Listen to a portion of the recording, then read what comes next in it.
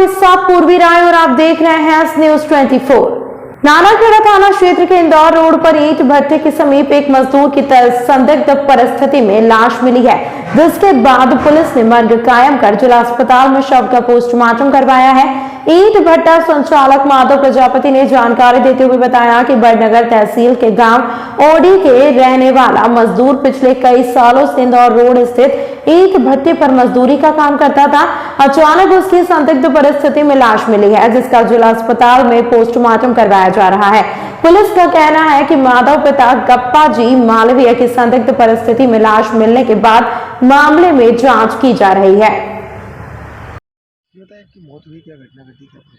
ये साहब लेबर थी, तो परसों के रोज लेबर पेमेंट हुआ था, तो शाम को ये घर पे इसके बड़े भाई को बोल के गया, पैसे लेके 1500 रुपये, बोले मैं भैया सामान लेके आता हूँ और मोबाइल सुधरा के लाता हूँ। उसके बाद में रात भर आया नहीं है। रात को मालूम पड़ी कि किसी लेबर ने बताया, बोले रात को मैं दारू पी रहा था नवा खेड़े में, और 9 साढ़े नौ बजे करीबन ये वहाँ से फिर झकड़े खाता हुआ इधर भट्टे के लिए निकला। तो हमें मालूम ही नहीं किसी को भी कि कहाँ है। ये आ जाता है दारू पी के, कभी 2-2 दिन नहीं आता है।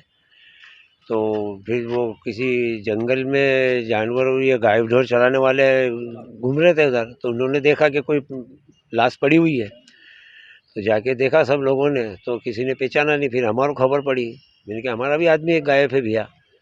तो हम जाके देखा तो मदन के उसमें उसकी निशानी हुई। कौन से भट्टे पे काम करते हैं? ये मेरे माधव प्रजापति के भट्टे पे काम करते हैं। क्या नाम है उनका? मदन। पिता ओटा जी, गप्पा जी मालवी समाज के हैं। कहाँ के रहने वाले? ये अपने ओडी के बड़ी खरसोत के पास ओडी। एक भाई तो यहीं रहता है, उनके भट्टे पे ही रहते हैं। उनको 12 साल हो गए, मेरे 12-13 साल। आपका कौन नाम? मेरा नाम माधव प्रजापति। कौन थाने का मामला? ये अपने बस स्टैंड नीलगंगा थाना क्षेत्र के हीरा मिल की चाल में बीती रात एक चोर चोरी की घटना को अंजाम देने के लिए पहुंचा, जिसने नकदी रुपए सोने चांदी के जेवरात चोरी की घटना की अंजाम दिया है। यह पूरी घटना वहां लगे सीसीटीवी कैमरे में कैद हो गई है। हालांकि मकान मालिक को जब चोरी की घटना का आभास हुआ तो वह उठे, जिसके बाद चोर वहां से फरार हो गया।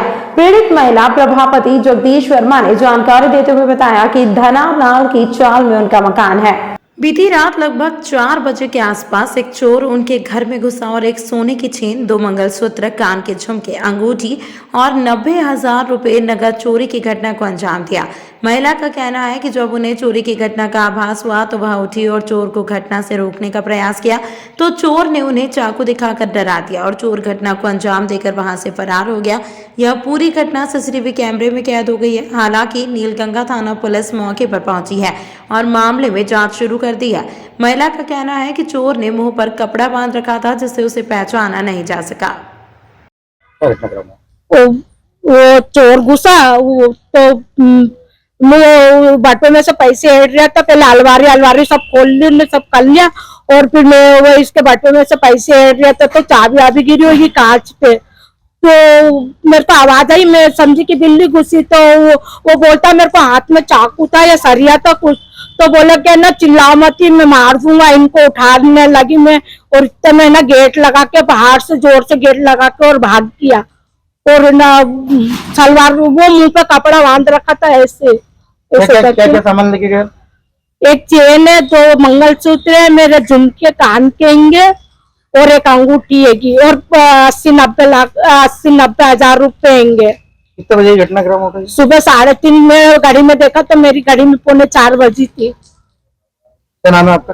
प्रभा वर्मा। आगर रोड पर कोताला तिब्बती शरणार्थी बुलंद मार्केट द्वारा अपना व्यापार दोपहर 2 बजे तक बंद कर अंतर्राष्ट्रीय मानवाधिकार दिवस मनाया गया एवं अपना व्यापार बंद कर श्रद्धांजलि दी। सोनम जी ने जानकारी देते हुए बताया कि मानवाधिकारों की सार्वभौमिक घोषणा को अपनाने के पश्चात दुनिया भर में 1948 अंतर्राष्ट्रीय मानवाधिकार दिवस मनाते हैं। एक घोषणा जो प्रत्येक व्यक्ति के अधिकारों और स्वतंत्रता की रक्षा की गारंटी देती है। यह दिन परम पावन 14वें दलाई लामा जी को नोबेल शांति पुरस्कार प्रदान करने की 33वीं वर्षगांठ के साथ मेल खाता है। इसीलिए यह दुनिया भर के कई देशों के लिए उत्सव का दिन है, जहां मौलिक मानव अधिकारों की निश्चितता और रक्षा की जाती है। हम अंतर्राष्ट्रीय समुदाय से तिब्बतियों की आवाज को बुलंद करने और तिब्बत के अंदर महत्वपूर्ण मानव अधिकारों की स्थिति को संबोधित करने का आग्रह करते रहे हैं। तिब्बत के अंदर की स्थिति तनावपूर्ण बनी हुई है और शायद कोई यह कह सकता है कि तिब्बत अपने सबसे कठिनाई के दौर में है। चीनी कम्युनिस्ट सरकार लगातार मानव अधिकारों का गंभीर उल्लंघन कर रही है, जिसमें मनमानी गिरफ्तारी, यातना, धार्मिक दमन और अभिव्यक्ति और सूचना की स्वतंत्रता के अधिकार पर व्यापक कार्यवाही इत्यादि शामिल है। विशेष रूप से विशिष्ट तिब्बती सांस्कृतिक पहचान को राष्ट्रपति शी जिनपिंग की तानाशाही के तहत चीन की कठोर नीतियों के बलपूर्वक कार्यान्वयन के माध्यम से अभूतपूर्व हमले का सामना करना पड़ रहा है। उज्जैन तिब्बती वुलन मार्केट में विश्व अधिकारी दिवस 74 वर्ष अभी मनाया जा रहा है। तो इस वजह से आज के दिन हमारा इसमें कार्यक्रम 2 है। एक जो है आज के दिन 74 विश्व साल गिरा है। 1948 में ये शपथ हुआ था संयुक्त राष्ट्र, तब से आज 78 वर्ष है। तो उसी का हम लोग लक्ष्य बना रहे हैं। और दूसरी बात में है 1989 में यानी 10 दिसंबर मानवाधिकार दिवस पर दलाई लामा जी को नोबेल शांति पुरस्कार प्राप्त किया, क्योंकि तिब्बत का लड़ाई जो है शांतिपूर्ण से महात्मा गांधी के मार्ग पर अहिंसा में लड़ाई जारी रखने की वजह से संयुक्त राष्ट्र का नोबेल शांति पुरस्कार प्राप्त हुआ करके आज 33 वर्ष सालगिरह हम लोग मना रहा है। तो इस वजह से आज पुतला वुलन मार्केट आज बंद रख के हम लोग ये मनाया जा रहा है। और हम ये आज के दिन ये संदेश देना चाहता है पूरा विश्व को, तिब्बत जो है 178 लोग ने आत्मदाह किया, तो उसके विषय में आज तक कोई सुनवाई नहीं हुआ संयुक्त राष्ट्र से भी और अपने भारत सरकार से भी। तो मैं आशा करता हूँ कि भारत सरकार और संयुक्त राष्ट्र इस दिवस के माध्यम से तिब्बत में मानवाधिकार हनन हो रहा है उसके लिए सुनाई जरूर होना चाहिए। इसी का आवाज़ हो रहा है कि आज 2 बजे हम लोग का एक तो प्रेस वार्ता भी हम लोग कल कर रहे हैं। जनमत शक्ति से चुनकर आए जनप्रतिनिधियों को ही वैधता मिलती है, लेकिन उज्जैन जनपद में वैधता और जन समर्थन से चुनकर आए अध्यक्ष और उपाध्यक्ष को काम न करने देने की कोशिश कर जन आकांक्षाओं को कुचला जा रहा है। उक्त बात कांग्रेस के वरिष्ठ नेता राजेंद्र वशिष्ठ ने कही। राजेंद्र वशिष्ठ ने कहा कि 27 जुलाई 2022 को जनपद पंचायत के अध्यक्ष और उपाध्यक्ष को निर्वाचित घोषित किया गया था। परिणामों से बौखलाए भाजपाइयों ने जमकर हंगामा किया। बात नहीं बनी तो भाजपा समर्थित सदस्यों ने उच्च न्यायालय में फैसले के खिलाफ याचिका दायर की। जब उच्च न्यायालय ने भी जनादेश को मान्य करते हुए भाजपाइयों द्वारा लगाई याचिका को खारिज कर दिया, तो भाजपा नेताओं द्वारा अधिकारियों पर दबाव बनाकर चुने गए जनपद पंचायत के अध्यक्ष उपाध्यक्ष जनप्रतिनिधियों को काम नहीं करने दिया जा रहा। ऐसा लगता है अधिकारी भाजपा के एजेंट के रूप में कार्य कर रहे हैं। निर्वाचित सदस्यों, अध्यक्षों व उपाध्यक्ष के नामों की अधिसूचना के प्रकाशन में 30 दिनों के अंदर प्रथम सम्मेलन आहूत किया जाना आवश्यक है, लेकिन मुख्य कार्यपालन अधिकारी से बार बार अनुरोध करने के बावजूद सम्मेलन की सूचना जारी नहीं की जा रही। हो चुका, निर्वाचित घोषित किए गए और माननीय न्यायालय के बीच में रोक के बाद रोक हट गई, नोटिफिकेशन जारी हो गए। अब जिला पंचायत, जनपद पंचायत की कार्यपालन अधिकारी को मीटिंग बुलाना चाहिए, उन्होंने मीटिंग नहीं बुलाई और आज सुबह से सारे जनपद अध्यक्ष, उपाध्यक्ष और सदस्य लोग उनका इंतजार करते रहे, लेकिन जनपद पंचायत उज्जैन की जो मुख्य कार्यपालन अधिकारी है वो प्रजातांत्रिक मूल्यों की हत्या करने पर तुली हुई है। एक और निर्वाचित बोर्ड को काम करने का रोकना, नियमों विधानों में स्पष्ट लिखा है कि मुख्य कार्यपालन अधिकारी नोटिफिकेशन जारी होने के 30 दिन के भीतर मीटिंग बुलाएंगी, लेकिन उनको मीटिंग बुलाने के लिए यही कहना है, अगर हमें सीओ मैडम द्वारा अगर मीटिंग नहीं बुलाई जाती है तो हम इसके खिलाफ भूख हड़ताल पर बैठेंगे। हम सोमवार से सभी हमारे 75 ग्राम पंचायत के सरपंच को सूचित करके सबको बुलाएंगे और सभी हमारे जो जनपद के सदस्य 25 सबको बोल के बुलाएंगे और कहेंगे कि हम यहाँ पे जब तक हमारी मांगें नहीं मानी जाती है हम भूख हड़ताल में बैठेंगे और चरणबद्ध आंदोलन करेंगे और अगर फिर भी नहीं माने तो हम कोर्ट में जाएंगे क्योंकि हम चुने हुए प्रतिनिधि हैं, हम किसी के उस कहने से नहीं चल रहे हैं। हमें जनता ने चुन के भेजा है, तो हमारे अधिकार जो भी है उसका हम उपयोग करेंगे और हम प्रशासन के खिलाफ धरना आंदोलन करेंगे। जनपद सीईओ और सब जो अधिकारी हैं वो सरकार के दबाव में हैं।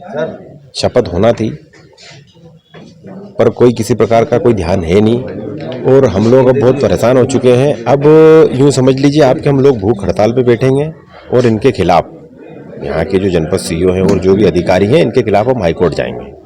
क्या है अगर पंचायत मीटिंग नहीं बुलाती है तो किस प्रकार से जो ग्रामीण जन है उनको हानि हो रही है? ग्राम पंचायतों में सब लोग परेशान हो रहे हैं, डिस्टर्ब हो रहे हैं, एकदम पूरे जो विकास कार्य निर्माण कार्य है वो सब ठप पड़े हैं। मतलब यूँ समझो 4 महीने से उज्जैन जनपद भंग है। जनप्रतिनिधि जो चुन के आए हैं उन जनप्रतिनिधियों का कहीं औचित्य नहीं है। अभी मतलब लोकतंत्र की तो हत्या कर ही दी है। और जो यहाँ जो बैठे हैं मुखिया लोग भी किसी को कुछ नहीं समझ रहे, सब अपनी मनमानी चल रही है। तो किस प्रकार से जो ग्रामीणों को सुविधा मिलना थी और ये यहाँ के जो सीईओ के कारण आपको वो सुविधा नहीं पहुँचा पा रहे हैं, तो चरणबद्ध आंदोलन किस प्रकार से होगा? बहुत सारी ऐसी योजनाएं हैं जो जनपद सीईओ, जनपद अध्यक्ष और उपाध्यक्ष मिल के जो है प्रथम सम्मेलन होने के बाद में साधारण सभा की मीटिंग होती है, उसमें जो बहुत सारे निर्णय लेना होते हैं वो सब एक दूसरे के समन्वय से बैठ के वो कुछ हो नहीं पा रहा है। कुछ भी ग्रामीणों को किसी प्रकार से मदद नहीं हो पा रही है, कोई मदद नहीं हो पा रही। सब लोग परेशान है, सरपंच साथी हमारे जो है सब परेशान है। और 25 जो जनपद सदस्य हैं उज्जैन जनपद में, वो एक भी अपने जो चुनाव, जो जनप्रतिनिधि चुनाव जीत के आए हैं, वो उनको कोई ऐसा महसूस नहीं हो रहा है कि हम जनप्रतिनिधि हैं या चुन के आए थे तो जो है हम जनपद में जाए और कोई हमारे जनता तक योजनाओं का लाभ पहुँचा पाएँ। कांग्रेस होने का खामियाजा भुगतना पड़ रहा है या फिर दूसरी कोई बात है? नहीं, ये देखो कांग्रेस होने का खामियाजा वो एक अलग विषय हो गया है। ये सरकार का दबाव है। देखो अभी जो प्रदेश में सरकार बैठी है उनके इशारों पे चल रहे हैं सब लोग। एसएसपी सत्येंद्र कुमार शुक्ल ने निर्देशन में जिले के तमाम थाना क्षेत्र की टीमें राउंड पर निकली। शुक्रवार रात चेकिंग अभियान के दौरान शहर के थाना माधवनगर, थाना महाकाल व थाना नीलगंगा में 3 बदमाशों को चाकू के साथ चेकिंग अभियान के दौरान पकड़ा है। अभियान ऐसे ही जारी रहेगा। अपराधों में पूरी तरह पाबंदी लगाने के लिए बदमाशों के विरुद्ध कड़ी कार्यवाही की तैयारी है। 4 दिन 4 बड़ी घटनाएं और कार्यवाही। मंगलवार रात थाना महाकाल क्षेत्र में हुई आगर निवासी युवक की कार्तिक मेले में हत्या मामले में पुलिस ने 9 आरोपी बनाए हैं, जिसमें से एक नाबालिग है। 12 घंटे के अंदर कुल 6 लोग गिरफ्तार किए गए हैं। अभी 3 की तलाश की जा रही है। इस मामले में 48 घंटे के अंदर 3 के मकान तोड़े हैं, 1 किराए के मकान को खाली कराया गया है। बुधवार रात हुई थाना चिमनगंज क्षेत्र में युवती से छेड़खानी, पूरे परिवार के साथ मारपीट और पथराव मामले में पुलिस ने करीब 1 दर्जन बदमाशों में से सिर्फ 1 को हिरासत में लिया है। वहीं छेड़खानी, मारपीट, डराने धमकाने व अन्य धाराओं में प्रकरण पंजीबद्ध किया है। पुलिस आम जनता के लिए है और जनता में विश्वास पैदा रहना चाहिए पुलिस का हमेशा से। तो इसी संबंध में चेकिंग अभियान सभी गांव और ग्रामीण के और शहर के सभी थानों में स्टार्ट किया गया है। इसमें पैदल भ्रमण भी इसका सभी थाना प्रभारी स्वयं जो है और नगर पुलिस अधीक्षक स्वयं और जो SDPO वो स्वयं उपस्थित रहेंगे इसमें। और इसके बाद फिर पैदल भ्रमण के अलावा संवेदनशील क्षेत्रों में भ्रमण के अलावा वाहन की भी चेकिंग की जाएगी, संदिग्ध व्यक्तियों की चेकिंग की जाएगी। सभी थानों को इसके लिए HHMD भी प्रोवाइड किया गया है। तो कोई भी मेटल या चाकू या फिर कट्टा इस तरह के लोग छुपा करके रखते हैं तो वो तुरंत ट्रेस हो जाएगा। और इसी के तहत कल हमने जब चेकिंग अभियान चलाया तो इसमें शहर के थानों में टोटल जो है 5 थानों में हमने विभिन्न व्यक्तियों को पकड़ा। इस तरह के संदिग्ध जो है 5 चाकू मिले हैं, 1 देसी कट्टा मिला है, तो उनके खिलाफ जो अपराध पंजीबद्ध किया गया। कब तक चलेगा सर ये अभियान? ये एक सतत निरंतर प्रक्रिया रहेगी और अपराधियों में एक पुलिस और कानून का एक भय होना चाहते हैं। इसी आशय से ये पूरा अभियान चलाया जा रहा है। उज्जैन के फ्रीगंज टावर चौक पर विश्व हिंदू परिषद के कार्यकारिणी मेंबर, पदाधिकारियों और आम नागरिकों ने जमकर की नाराजगी जाहिर करते हुए जलाया पुतला। प्रशासनिक अधिकारियों को लगाए मुर्दाबाद के नारे और जमकर नाराजगी जाहिर करते हुए प्रमुख व्यस्ततम बाजार क्षेत्र फ्रीगंज टावर चौक पर पुतला जलाया और नाराजगी जाहिर की। उज्जैन शहर में और संपूर्ण जिले के अंदर इस समय अपराध करने वाले अपराधियों के गुंडे बदमाशों के हौसले बढ़े हुए हैं और आम नागरिक परेशान है। शिप्रा नदी किनारे मौलाना मौज की दरगाह पर निर्माण कार्य चल रहा है, उसे रोकने की मांग की आम नागरिकों ने और विश्व हिंदू परिषद के कार्यकारिणी मेंबर, पदाधिकारियों ने पुतला जलाते हुए। सर बताएं किस प्रकार का ज्ञापन दिया गया? विश्व हिंदू परिषद द्वारा ज्ञापन दिया गया है माननीय मुख्यमंत्री जी और गृह मंत्री जी के नाम से, तो भेजा जाएगा नियम अनुसार। जी बताइए किस प्रकार का ज्ञापन दिया गया है आज? देखिए, लगातार उज्जैन महानगर में जो घटनाएं हो रही हैं, यानी कि हमने प्रशासन को 6-7 बार अवगत भी कराया है कि रामघाट पर एक जो पहले मजार थी उसका निर्माण इस कदर बढ़ रहा है कि वो एक मस्जिद के रूप में उसका रूप ले रहा है। तो उसके लिए भी प्रशासन को पहले अवगत कराया, लेकिन उसका काम रुका नहीं। तो एक तो उसका काम रुकना चाहिए, निर्माण कार्य जो है वो तुरंत रुकना चाहिए। दूसरा ये है कि उज्जैन में ही योगेश्वर टेकरी पर कुछ असामाजिक तत्वों द्वारा निरंतर जो घटनाएं होती आ रही उज्जैन में, कहीं न कहीं मूर्तियों को तोड़ा जा रहा है। तो योगेश्वर टेकरी पर शिव जी की मूर्ति के सामने जो नंदी जी है उनकी मूर्ति को तोड़ दिया गया कुछ असामाजिक तत्वों द्वारा। उसको लेकर तीसरा, पूरा उज्जैन शहर जानता है कि कार्तिक मेला उज्जैन महानगर में लगता है। कुछ दिन पहले आगर का जो परिवार आया था उसमें बहनों के साथ कुछ मुस्लिम लड़कों ने, असामाजिक तत्वों ने छेड़छाड़ करी और उसके विरोध में जब उसका भाई रोकने के लिए गया तो उसको चाकू मारकर उसकी निर्मम हत्या कर दी गई। मेरा कहना केवल ये है कि क्या प्रशासन सोया हुआ है उज्जैन का? आखिर प्रशासन अगर चिंता नहीं कर सकता तो कार्तिक मेला लगाते ही क्यों है? अगर नगर निगम उसकी चिंता नहीं कर सकते तो ऐसे मेला लगाते ही क्यों है? चाहे वो घटना योगेश्वर टेकरी की हो, चाहे वो रामघाट की हो, चाहे वो नगर में किसी प्रकार की जो असामाजिक गतिविधियां बढ़ती जा रही है लगातार, बीते 7 दिनों के अंदर जो घटनाएं हुई है उज्जैन महानगर में, चाहे वो चाकू की घटना हो, मारने वाली घटना हो या लव जिहाद वाली घटनाएं हो, क्या प्रशासन बिल्कुल सोया हुआ है? इसको लेकर आज हमने यहाँ पर प्रशासन के विरोध में भी और ऐसे असामाजिक तत्वों के विरोध में भी यहाँ पर प्रदर्शन किया है, ज्ञापन दिया है जिला प्रशासन और मुख्यमंत्री के नाम, तथा ऐसे जिहादियों का पुतला दहन किया है। ऐसे जिहादी अपने ध्यान में ये बात बिठा ले कि हम हिंदू समाज जो है उनको कतई छोड़ने वाला नहीं है। उज्जैन महाकाल की नगरी है, कहीं ऐसा ना हो कि हिंदू समाज को तांडव करना पड़े। अगर हिंदू समाज अपनी वाली पर आ गया, बजरंग दल अपनी वाली पे आ गया, तो ये पक्का है कि हम छोड़ने वाले नहीं है किसी भी प्रकार से। इसलिए जिहादियों को एक बार, ये लास्ट बार हमारी वार्निंग है, चाहे वो जैसा समझे। प्रशासन को भी हमारी चेतावनी है, अगर प्रशासन उज्जैन महानगर के लोगों की सुरक्षा नहीं कर सकता है तो फिर वो आए और हिंदू समाज को बोले। हम जानते हैं कि हमें उनकी चिंता कैसे करना है। रही बात नगर निगम को हमें बताने की, कि हम नगर निगम से ये अपेक्षा रखते हैं कि जो जिहादी ऐसी घटनाक्रम को अंजाम देते हैं, आने वाले समय में आप उनको मेला लगाने की अनुमति दो ही नहीं ना। तमाम महत्वपूर्ण खबरों के लिए देखते रहिए एस न्यूज़ 24।